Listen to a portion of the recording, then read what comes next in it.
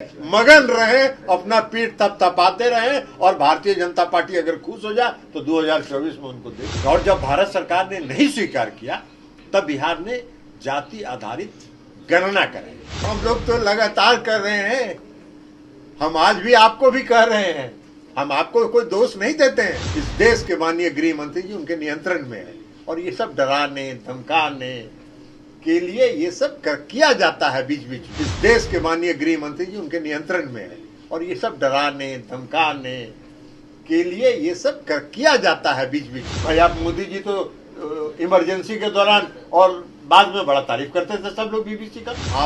आपकी आलोचना करेगा, उसके यहाँ छापा मरवाइएगा, सीबीआई का, ईडी का, इनकम टैक्स का, और उसको भयभीत करने का प्रयास करिएगा। यह भी भयभीत करने का एक प्रयास है, ये प्रयास सफल नहीं होगा।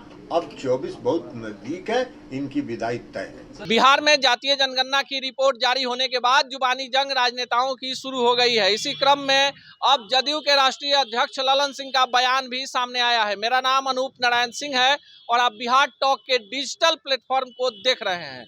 आज क्या कुछ कर रहे हैं जदयू के राष्ट्रीय अध्यक्ष राजीव रंजन सिंह उर्फ ललन सिंह, पहले उनके बयान को सुनिए। आपको एक बात बता देते हैं, इसीलिए हम लोगों ने पार्लियामेंट में मांग की थी और माननीय मुख्यमंत्री नीतीश कुमार जी भी मिले थे गृह मंत्री जी से, हम भी उनके साथ थे उसमें। उन्होंने ये कहा था कि 1931 के बाद इस देश में जातीय जनगणना नहीं हुई और एक बार यह जानना जरूरी है।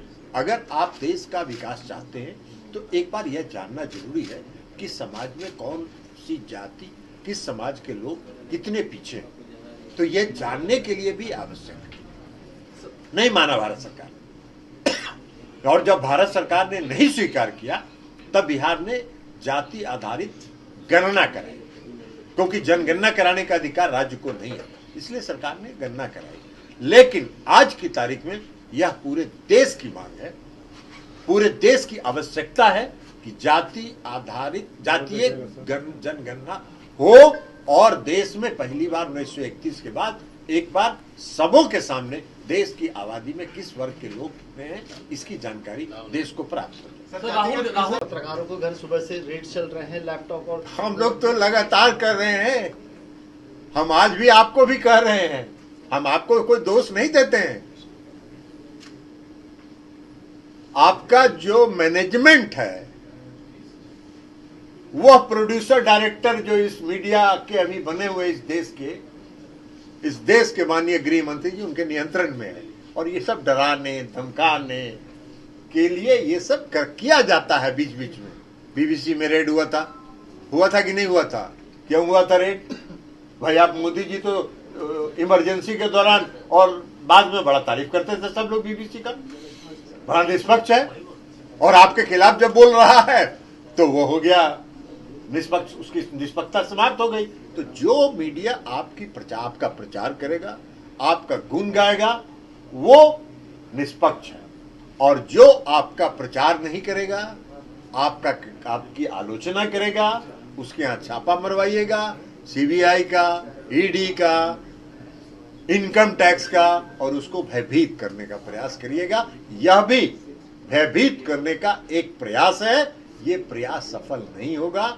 अब 24 बहुत नजदीक है, इनकी विदाई तय है। सर एक छोटा सर, बिहार से आपकी पार्टी में बड़ी टूट होने वाली है, ये आपको विलय करना बिल्ली के भाग से सिक्का टूटता है?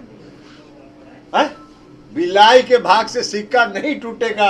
सुशील मोदी जी को कहिए मगन रहे, अपना पीठ थपथपाते रहे और भारतीय जनता पार्टी अगर खुश हो जाए तो 2024 में उनको दे दे। राहुल गांधी जी देखिए सभी करेंगे, देश की मांग है, हमने बताया कि यह देश की आवश्यकता है और देश की मांग भी है। हर राज्य में यह मांग उठ रही है, लेकिन इस जो केंद्र की सरकार है, नरेंद्र मोदी जी की सरकार है, उसको समर्पण से और किसी वर्ग के उत्थान से कोई लेना देना नहीं। आप एक बात बताइए कि जिसको समर्पण होता है वो करता है ना जी। महिला आरक्षण संसद में और विधानसभा में आप तो लागू करिएगा 10 साल के बाद, तो आज ये विशेष समारोह आयोजित करके इतना बड़ा इवेंट ऑर्गेनाइज करके करने की क्या जरूरत थी? तो नवंबर दिसंबर में जब मानसून थी विंटर सेशन होता तब आप ले आते बिल। तो इनको करना कुछ नहीं रहता है, ये प्रचार में अपना इनकी रुचि रहती है, वो प्रचार करेंगे। उसका इवेंट मैनेजर, हम तो कहते हैं आजकल इस देश के प्रधान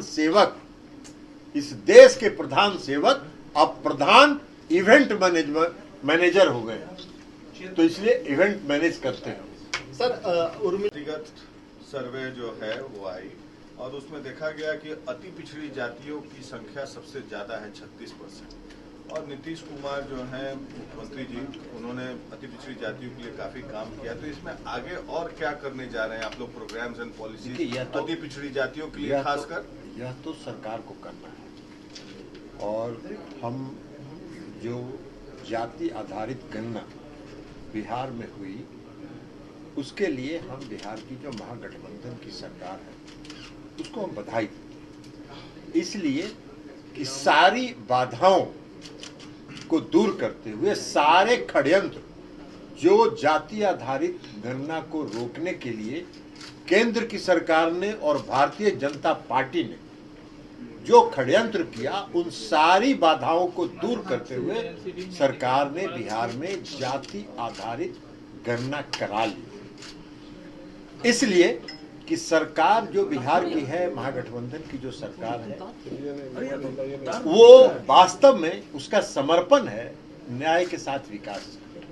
और आप सबको मालूम है कि बिहार में नीतीश कुमार जी जब से शासन में आए हैं तब से न्याय के साथ विकास के कार्यक्रम को वो चलाते हैं।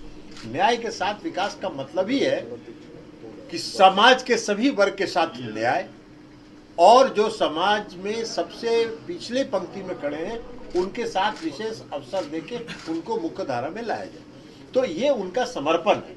और हम समझते हैं कि इस जाति आधारित गणना के बाद बिहार की सरकार अति पिछड़े वर्ग के लोगों के लिए जो भी मुख्य धारा में समाज में लाने में उसके लिए जो प्रयास करना होगा जरूर करेगी।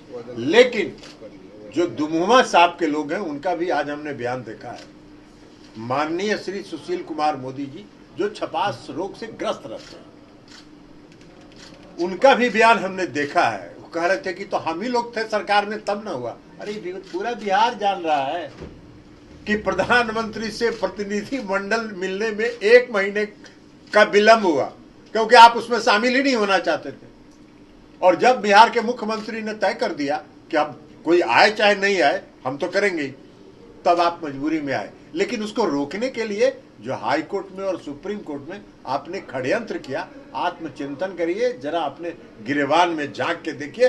अति पिछड़े वर्ग के लोगों के और पिछड़े वर्ग के लोगों के सामने भारतीय जनता पार्टी का चेहरा उजागर हो चुका है, वो बेनकाब हो चुका है। सर अब दूसरे स्टेट तो आपने सुना, ललन सिंह कह रहे हैं कि जातीय जनगणना कराना और उसकी रिपोर्ट को जारी करना महागठबंधन सरकार की सबसे बड़ी उपलब्धि है। नीतीश कुमार जो कहते हैं वो करते हैं। और जिस तरह से महागठबंधन की सरकार बिहार में तमाम जातियों को उनके गणना के आधार पर आगे ले जाना चाहती है, उसी कड़ी में जातीय जनगणना की रिपोर्ट एक बड़ा मील का पत्थर साबित होगा। इसी तरह की तमाम खबरों के लिए देखते रहिए बिहार टॉक को। ऐसे ही खबरों के लिए जुड़े रहिए बिहार टॉक से। यूट्यूब पर लाइक और सब्सक्राइब करें, बेल आइकन जरूर दबाएं। फेसबुक, ट्विटर और इंस्टा पर फॉलो करें। धन्यवाद।